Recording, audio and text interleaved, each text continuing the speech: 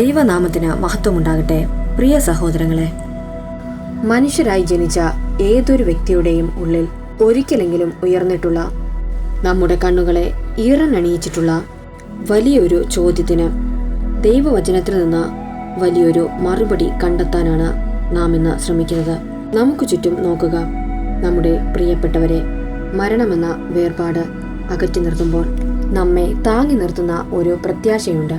മരണത്തിനപ്പുറം അവിടെയൊരു ജീവിതമുണ്ട് എന്ന്. എന്നാൽ അതിൽ വലിയൊരു ചോദ്യം ഒളിഞ്ഞുകിടക്കുന്നുണ്ട്.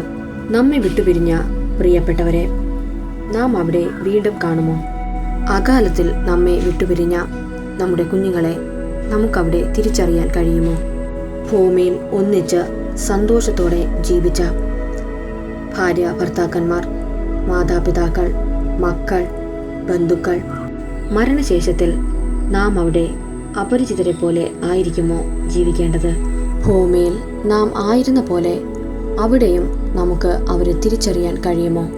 സഹോദരങ്ങളെ, മനുഷ്യന്റെ സ്നേഹം എന്നത് മരണത്തോടെ അവസാനിക്കുന്ന ഒന്നല്ല.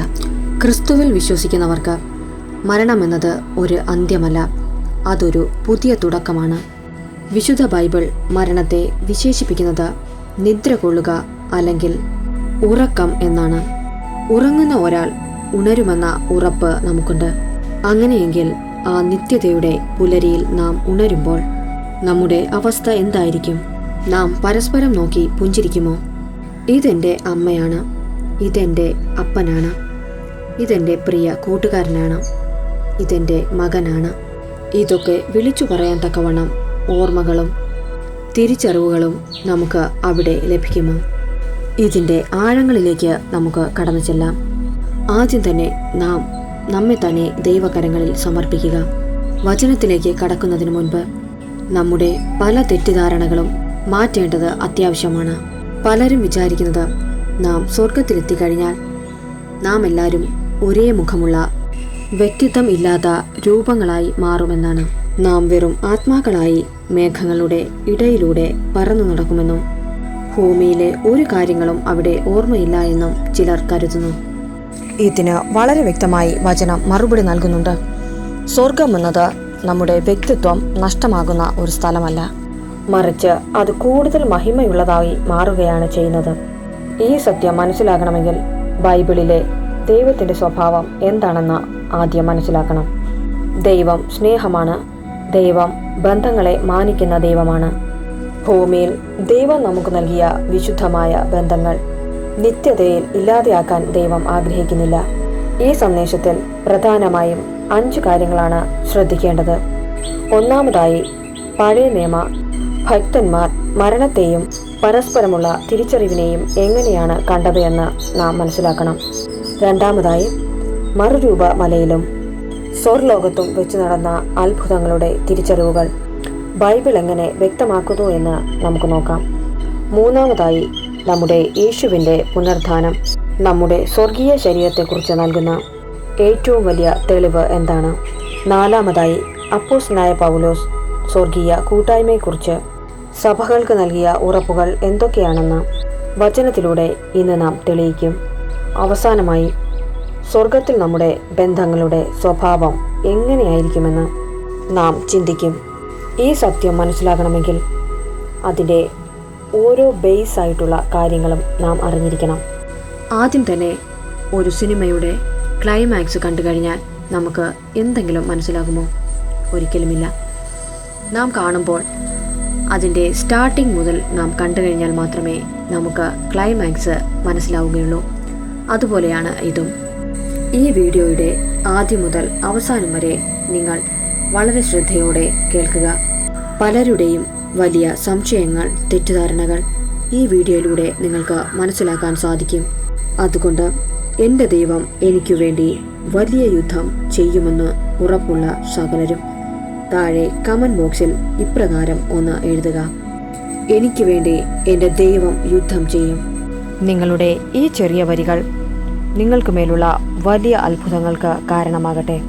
മരണത്തിൻ്റെ വേദനയിലും വേർപാടിൻ്റെ ദുഃഖത്തിലുമായിരിക്കുന്ന സകലർക്കും ഈ വീഡിയോ വളരെ വ്യക്തമായ ഒരു പ്രത്യാശ നൽകും. സഹോദരങ്ങളെ, വചനത്തിൻ്റെ ആഴങ്ങളിലേക്ക് നമുക്ക് ഇറങ്ങിച്ചെല്ലാം. ഒന്നാമതായി ബൈബിൾ നൽകുന്ന പ്രത്യാശയും തെളിവുകളും. സ്വർഗത്തിൽ നാം പരസ്പരം തിരിച്ചറിയുമോ എന്ന ചോദ്യത്തിന് മറുപടി തേടുമ്പോൾ നാം ആദ്യം മനസ്സിലാക്കേണ്ടത് മരണശേഷമുള്ള ജീവിതത്തെക്കുറിച്ച് ബൈബിൾ എന്താണ് വ്യക്തമാക്കുന്നത് എന്ന്. പലരും കരുതുന്നത് ബൈബിളിൽ ഇതിനെക്കുറിച്ച് ചെറിയ സൂചനകൾ മാത്രമാണ് ഉള്ളത് എന്നാണ്. എന്നാൽ അങ്ങനെയല്ല. ആ തെറ്റിദ്ധാരണ നിങ്ങൾ മാറ്റിക്കോളൂ.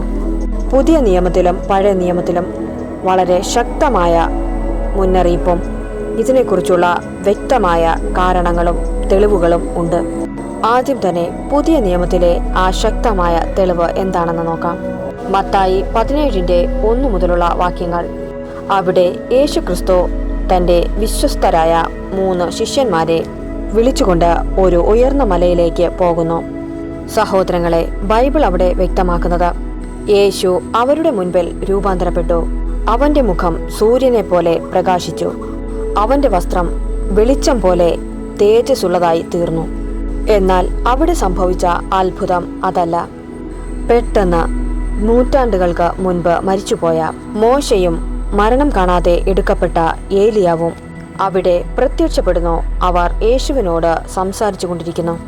ഈ സമയം പത്രോസ് വിളിച്ചു പറയുന്നത് എന്താണെന്ന് ശ്രദ്ധിക്കുക. കർത്താവെ, നാം ഇവിടെ ഇരിക്കുന്നത് നല്ലത്. ഞാൻ 3 കുടിൽ ഉണ്ടാകാൻ പോകുകയാണ്. ഒന്ന് മോശയ്ക്കും, ഒന്ന് ഏലിയാവിനും, ഒന്ന് നിനക്കും.